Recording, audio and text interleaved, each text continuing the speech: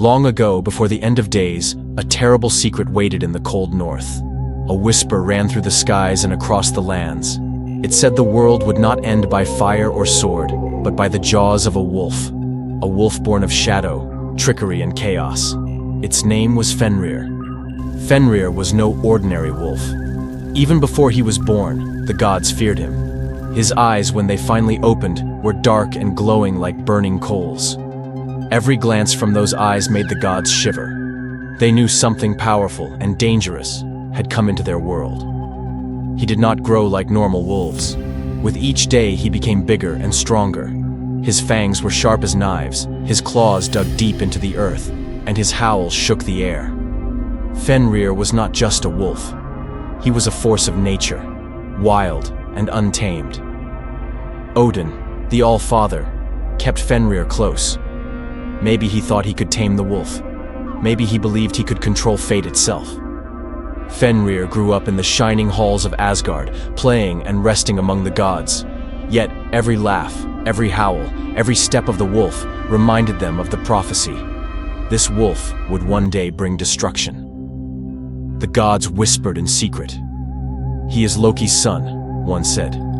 "He is chaos," said another. "If we do nothing, he will destroy us all." But one god, Tyr, saw something different. Tyr saw Fenrir as more than a threat. He saw loyalty.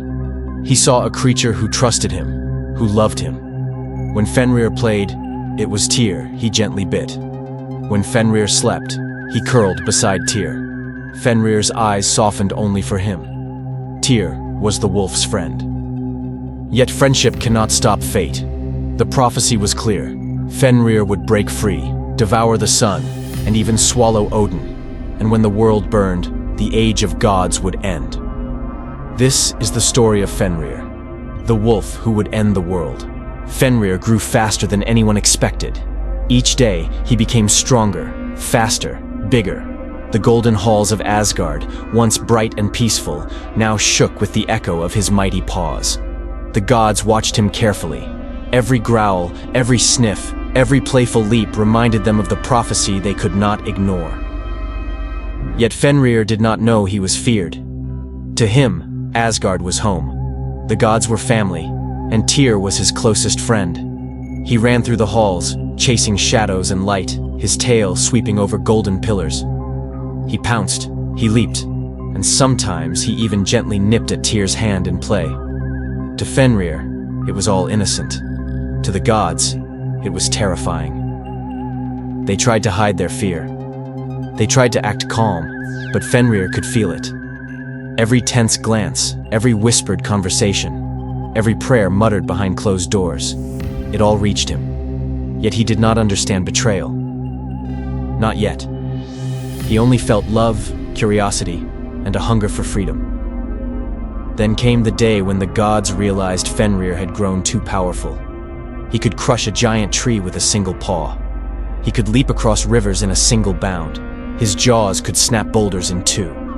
The whispers grew louder, filled with dread. He is too strong. He is too dangerous. We must act before it is too late. Odin summoned the gods. "We cannot ignore this any longer," he said. "Fenrir must be bound, or he will bring destruction upon us all." The gods trembled. They had raised him, played with him, watched him grow. And now, they spoke of chains and tricks. Fenrir, oblivious, tilted his head as he listened, sensing only tension, not understanding what was to come. Tyr stepped forward, heart heavy with pain. "I will stay with him," he said. "I will not betray him. But the rest, they must act." Fenrir's ears perked up. He wagged his tail, thinking Tyr meant a game. Tyr's heart ached, knowing he must deceive his friend to save the world. The gods called forth the dwarves, the greatest smiths of the 9 realms, and asked them to forge a chain, stronger than any mortal or god could break. The dwarves worked in silence, weaving magic and metals unknown. The chain, they said, would be light yet unbreakable. They called it Gleipnir. It would bind Fenrir, but it required cunning, not force. When the chain was ready, the gods approached Fenrir. "Come, mighty wolf," they said. Let us test your strength. See if you can break this gift we made for you." Fenrir sniffed it curiously. It was thin, soft, almost like a ribbon.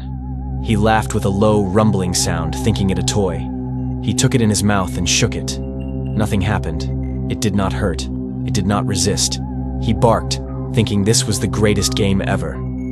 But the gods had set a trap. The chain was enchanted to hold even the strongest creature. Fenrir tugged, pulled, jumped, but the chain held fast. Panic flashed in his eyes. He realized the gods had tricked him.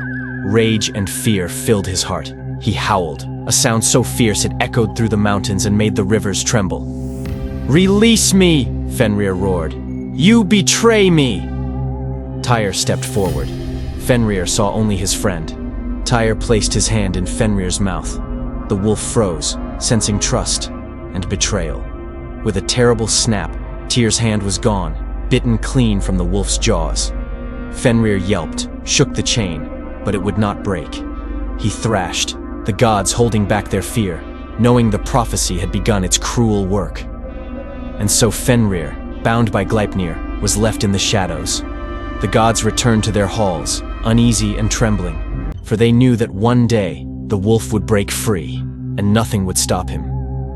Tyr mourned, bleeding and heartbroken, but he had stayed true to his friend, even at the cost of his hand. Fenrir lay in silence, eyes burning, mind racing. He would remember this betrayal. He would wait, and one day the chains would break, and the world would hear his howl. The wolf who ends the world was only growing, patient, cunning, and filled with a hunger for justice. Time passed in Asgard, yet Fenrir remained chained. Seasons changed, rivers froze and melted, and the golden halls continued to shine. But Fenrir's eyes never softened, his mind never rested. He remembered the betrayal.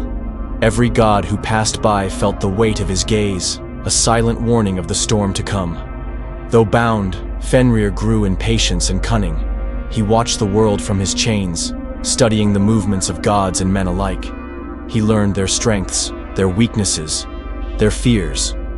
Each whisper of the wind carried secrets to him, and each shadow told stories. The wolf who was meant to end the world was learning, biding his time. The gods, too, did not forget the prophecy. They feared the day of Ragnarök, the final battle that would burn the 9 realms. They whispered constantly, planning, preparing, but always uneasy. For they knew that one mistake, one lapse in vigilance, could bring the end of all things. Fenrir, in his dark silence, grew not only in size but in thought. Rage filled him, yes, but also understanding. He learned patience, the strength that comes from waiting. He remembered Tyr's hand in his mouth, and though anger burned, he also remembered loyalty and betrayal. These lessons, these memories, sharpened him more than chains ever could. The wolf listened to the whispers of fate.